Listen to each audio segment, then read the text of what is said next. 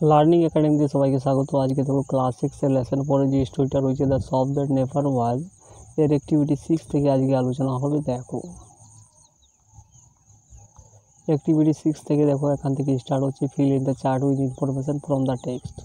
অর্থাৎ টেক্সট থেকে তথ্য তুলে এনে এই চার্টটাকে কী করতে বলা হচ্ছে, ফিল করতে বলা হচ্ছে, পূর্ণ করতে বলা হচ্ছে। দেখো কজ আর ইফেক্ট দেওয়া রয়েছে। তো এর প্রশ্নটা দেখো কজে কী দেওয়া রয়েছে, the narrator thought that his son would be frightened. অর্থাৎ কথক ভেবেছিল যে তার ছেলে হয়তো ভয় পেয়ে যাবে। তার ফল কী হয়েছিল, some man did so without a word. তার ফল কী হয়েছিল, দোকানদারটা এই কাজটা করেছিল কোনো কথা না বলে। বিয়েরটা দেখো gives father jumped at the সম ম্যান। অর্থাৎ গিফের বাবা কী করেছিল, লাফিয়ে পড়েছিল সম ম্যানের দিকে। তো এর ফল কী হয়েছিল দেখো, দ্য ন্যারেটর ফেল ইনটু আর আটার ডার্কনেস। এর ফলে কী হয়েছিল, কথক কী করেছিল, অন্ধকারের মধ্যে সম্পূর্ণরূপে পড়ে গিয়েছিল।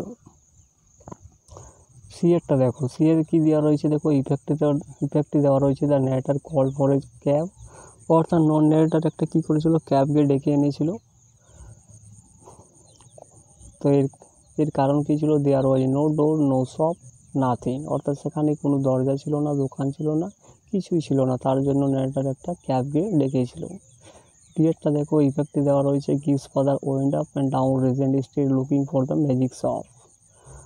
অর্থাৎ সেই করেছে গিফের বাবা কী করেছিল, সে রেজেন্ট স্ট্রিটে চলে গিয়েছিল কী করতে, looking for the magic shop. অর্থাৎ একটা ম্যাজিক শপ খোঁজার জন্য। তার কারণ কী ছিল, there in his arms were 4 parcel containing items from the magic shop. কারণ সেখানে তার হাতে কী রয়েছিল, আর্মস ছিল, অস্ত্রশস্ত্র ছিল, 4 পার্সেল ছিল containing item from magic shop. অর্থাৎ ম্যাজিক শপ থেকে এই জিনিসপত্রগুলো তার কাছে ছিল। তার কারণে সে রেজেন্ট স্ট্রিটে চলে গিয়েছিল ম্যাজিক শপের দোকান খোঁজার জন্য। অ্যাক্টিভিটি 7 গুলো দেখো, answer the following question in complete sentence. অর্থাৎ কি, এই প্রশ্নগুলোর পূর্ণ বাক্যে উত্তর লিখতে বলা হচ্ছে। একটা দেখো যে what did the shopman do with the drum. অর্থাৎ কি সমম্যান দোকানদার ড্রামটার সাথে কী করেছিল। তো এটা লিখবে দেখো, shopman held the big drum towards narrator to show its emptiness. অর্থাৎ কী করেছিল দোকানদার, বিগ ড্রামটাকে সে কী করেছিল, ন্যারেটার দিকে দেখিয়েছিল যে এটা খালি রয়েছে। বিয়ের প্রশ্নটা দেখো, why did the narrator think that his son would be frightened. অর্থাৎ ন্যারেটার কেন ভেবেছিল যে তার ছেলে হয়তো ভয় পেয়ে যাবে। উত্তরটা এইভাবে লিখবে দেখো, the narrator thought that his son would be frighten because the shopman had put the big drum over him. তার কারণ কী ছিল, কারণ দোকানদার তার ছেলের উপর কী করেছিল, ড্রামটা পুরোপুরি ঢাকিয়ে দিয়েছিল। সিয়েরটা দেখো, why did the narrator again find his son. কথক কীভাবে তার ছেলেকে আবার খুঁজে পেয়েছিল, আবার কোথায় খুঁজে পেয়েছিল।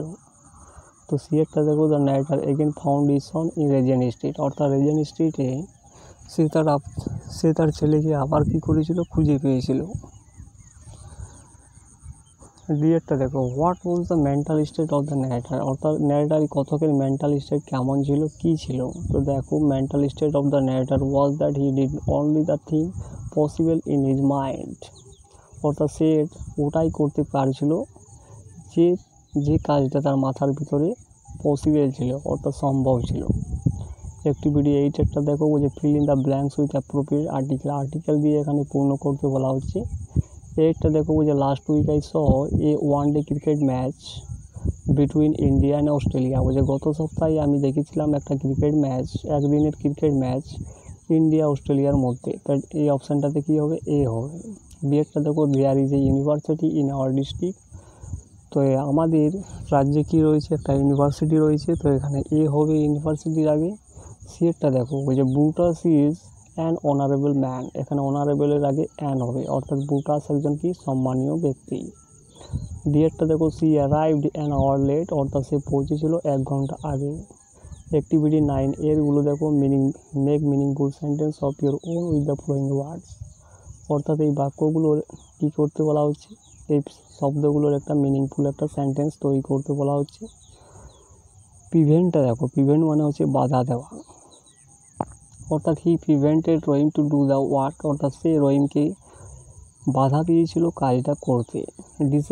ডিসঅ্যাপিয়ার মানে অনুপস্থিত হওয়া বা অদৃশ্য হয়ে গিয়েছিল।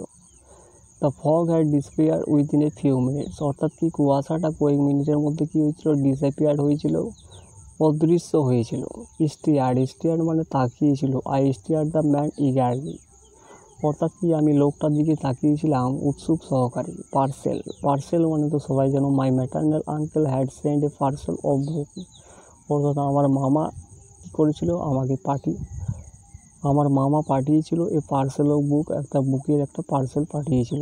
অ্যাক্টিভিটি 9B এরগুলো দেখো।